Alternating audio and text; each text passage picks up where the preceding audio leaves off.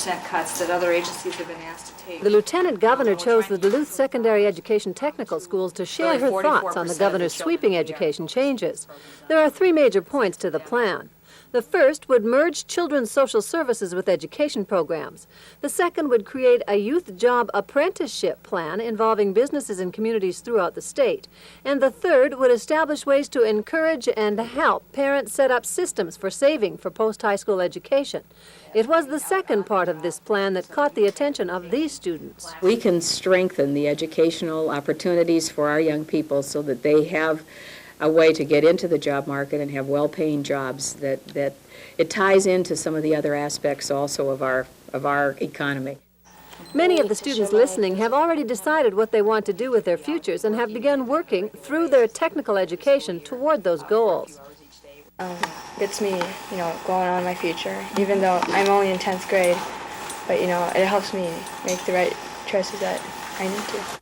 The plan has not been accepted 100%. Many are concerned that students at 15 and 16 years old are not prepared to make a decision that could affect the rest of their lives. But the governor's office says the plan is built for flexibility. People will be able to change their minds if they want to. They can start in a youth apprenticeship program and then go to college if they change their mind. Or they can start in a college program and then go into an apprenticeship program. The governor's plan is designed to best accommodate reality. In Minnesota, 44% of high school students don't go on to college, and at least 70% of the state's jobs don't require a college education. Though the governor's education plan has met with some skepticism, technical schools are embracing the concept and welcoming the attention. In Duluth, Barbara Riles, News 6. Part of a performance learning center, an international performance learning center.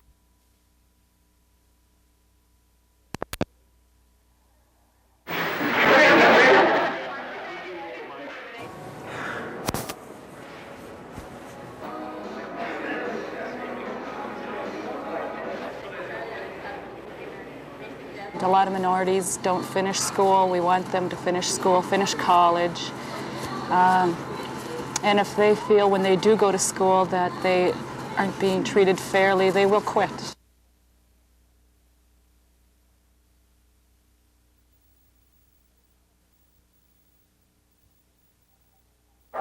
America's corporations and America's consumers. They got elected, the economic activity started turning up. Built up a lot of debt. Area, retail trade, medical services, and other services. And a lot of people come from wide geographic areas to shop in Northland in this area. So again, the service area, that will be really the major source of economic strength in Duluth.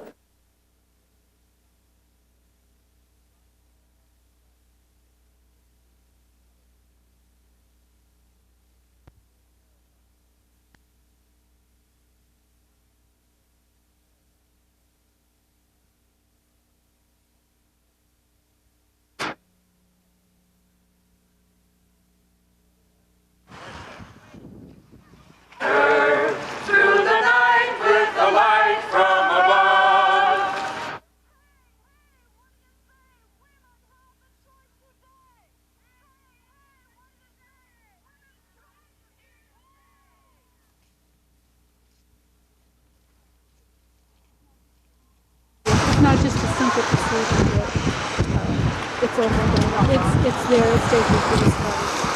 And you realize afterwards that what you did was really a child of 80. It's devastating.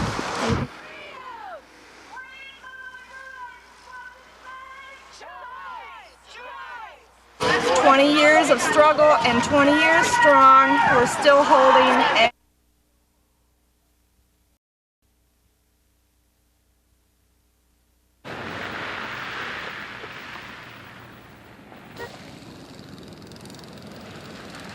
Hey, it's great. Can't even make it up the hill here. Got a little problem, even four-wheel drive. I like it. It's pretty. It's just hard to drive. It's a pretty nice day out today. Be easier to shovel if it wasn't so wet and heavy, but I got to get out of here. My wife's about to have a baby any day now.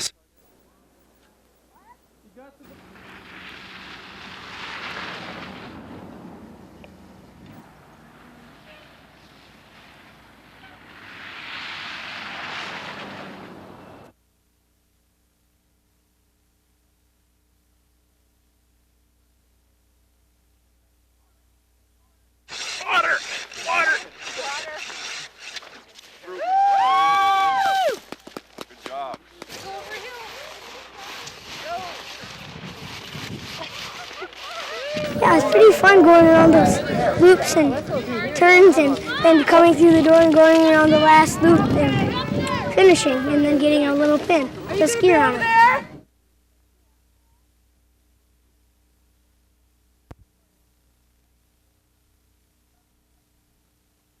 Taking care of them, and the one in the big brown jacket with the furry cap. Yep. I believe. Mobile 1 to 862 newsroom.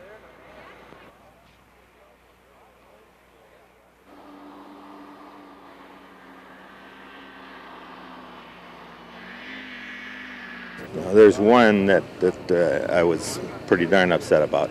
I don't care what speed you're riding and what you're riding on. You don't go by a school bus with a stop arm out.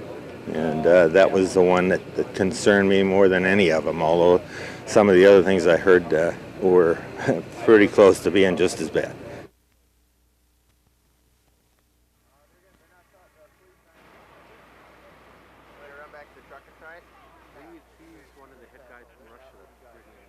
Okay.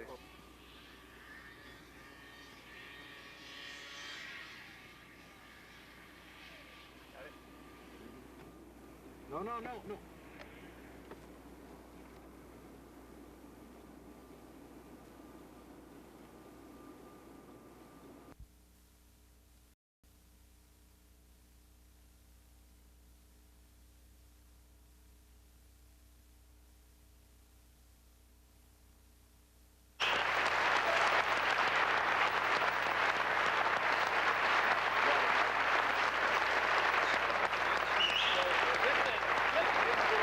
We are impatient for progress, and yes, our budget is very, very tight.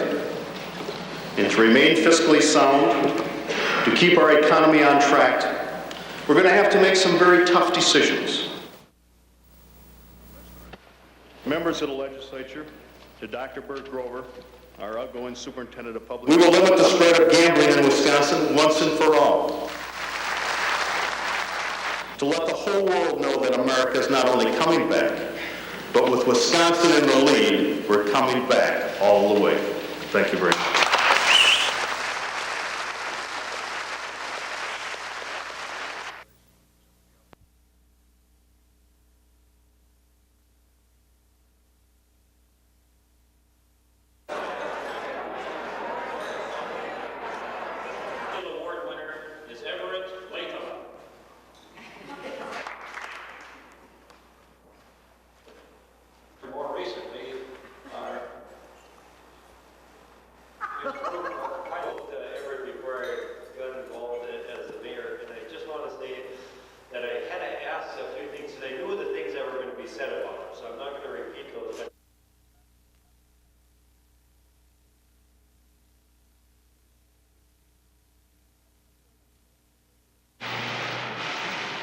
Semi-trailers surround the Graceland Plaza, guarding the top-secret filming inside this Duluth landmark. It doesn't matter who you are. If you don't have clearance, you don't get in. A lot of people have tried to cross the plaza's marble threshold to gain the secrets of Iron Will, but the doors have remained closed until now. After considerable negotiation, our camera was granted entry to capture the transformation of the old hotel into Winnipeg's Imperial Hotel. While there, we also caught the excitement of the Mushers Banquet, a pivotal scene in the movie Iron Will. You're Will Stillman. Is that a boy? Well, I paid my entrance fee and I sent my entrance form and my $50. I want to run the race. The race is the Carnival Derby, a dog-sled adventure between Winnipeg and St. Paul, the year 1917. Will Stoneman, the young man who rises to the challenge. Stoneman is played by Mackenzie Aston, the son of Patty Duke. David Ogden Stiers, formerly of MASH, portrays railroad magnate J.P. Harper. They and over 200 extras are being directed by Charlie Haid, another TV veteran. Despite the many pressures of creating a motion picture, this former Hill Street Blues star maintains his sense of humor. Usually I have my assistant here talk to Kevin's assistant who's standing next to him, who then talks to my wife who's sitting here, who then leaves a message out here to Kevin, who comes back and talks to my ex-wife here, who talks to the producer, and then it all comes back to me.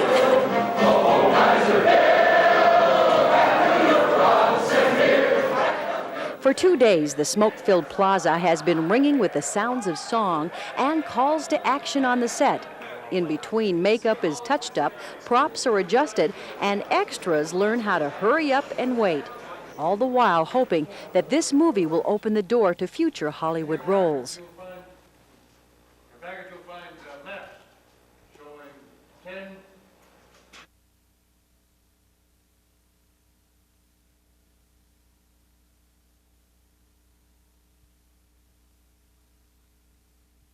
Fight it directly through those same media. If the one message is coming from there, then the other. And it's not going to go away. Well, I got a little bit. Okay, well, it just seems that a lot of our sports are such aggressive games, and it's a lot of like win-lose, and I think that has an impact on, you know, people start thinking in terms of their own life that way too.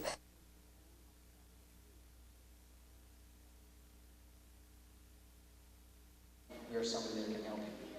I think that's the feelings of the kids don't have to prepare for. We do a lot of cheers, and if you had a son or daughter that was in the DARE program, you know, all DARE would not want the DARE program in school, we wouldn't have it in folks. A lot of people that are involved in doing this type of a program. There are a couple other.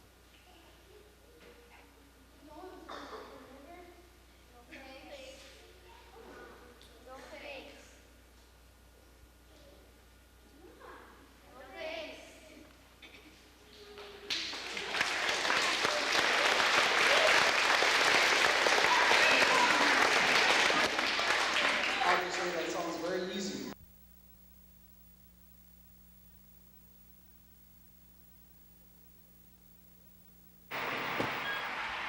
The city of Ely is known as the gateway to the Boundary Waters, but on Friday, residents say it's slammed shut. We thought with this many people fighting that we're going to win something. How can they say no to us? And they just took it away. What the 8th District Court of Appeals took away was 3 motorized portages in the Boundary Waters and Ely's backyard. Under the ruling, instead of using trucks, people must carry their equipment across the portage or use portage wheels to transport it. Environmentalists argued it would help preserve the area. Myron Tinklenberg, who runs Veterans on the Lake, says it discriminates against the handicapped. We have many guests in wheelchairs, you know, combat disabled veterans that won't be able to go to Basswood Lake, and they want to fish there as much as I do. And I feel it's a people issue. We've lost our respect for other people. But while residents may have lost the battle, they say the war's not over yet, and Dia Witten and Mike Forsman are among those leading the charge to take the case all the way to the Supreme Court. They say the area's tourism depends on it. I believe they'd find in our favor, I really do. It's probably the hardest thing I'm ever going to do in my life. And part of the hardest part about it is yesterday and today and tomorrow convincing Ely that we have to keep going. The two hope to enlist Congressman James Oberstar in the fight, as well as encourage the Forest Service, who filed the original case, to join ranks again. In Ely, Amy Rutledge, News 6.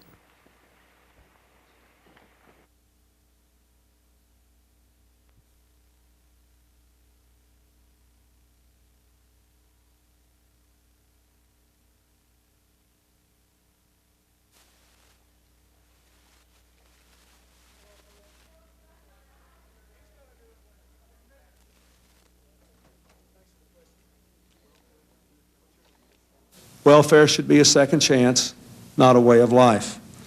I want to give people on welfare the education and training and the opportunities they need to become self-sufficient.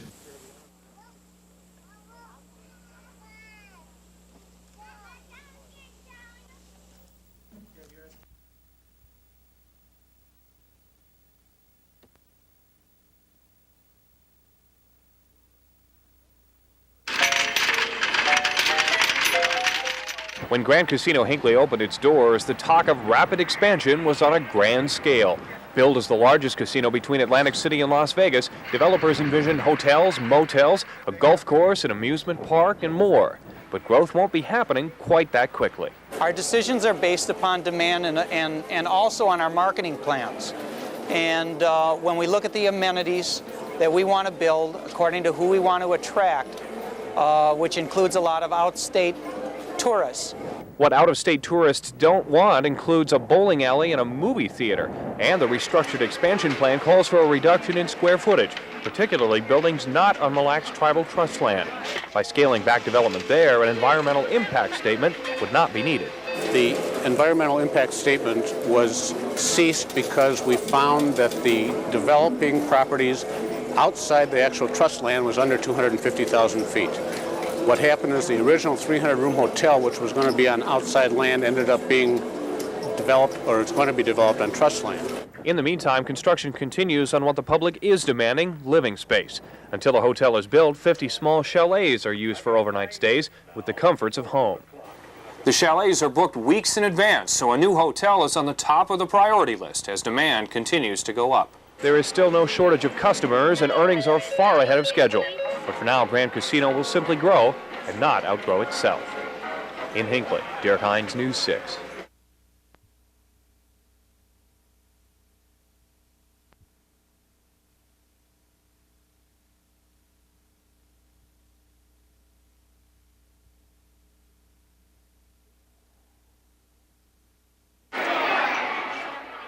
Need a hand with everyday chores? Then you've come to the right place.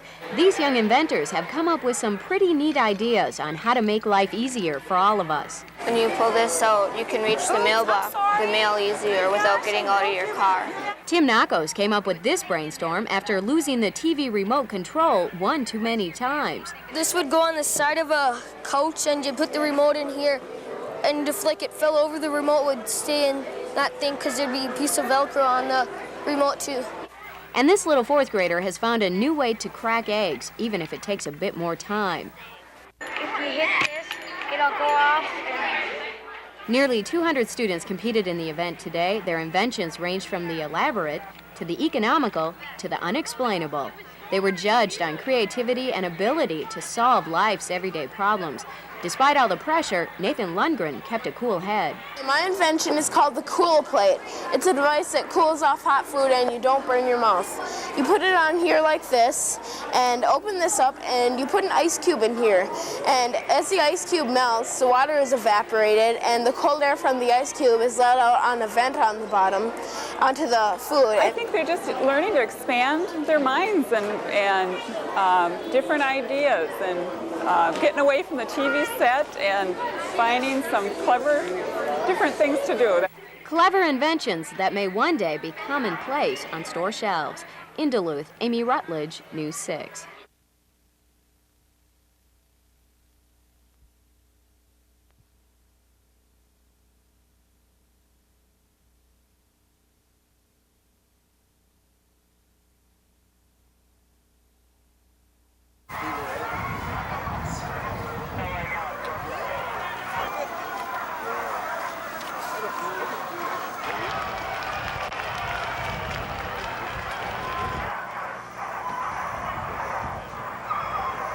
Property, so that's just about where.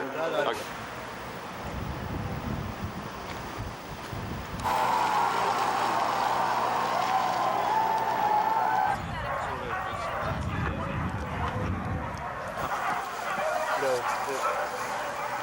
It's very strange that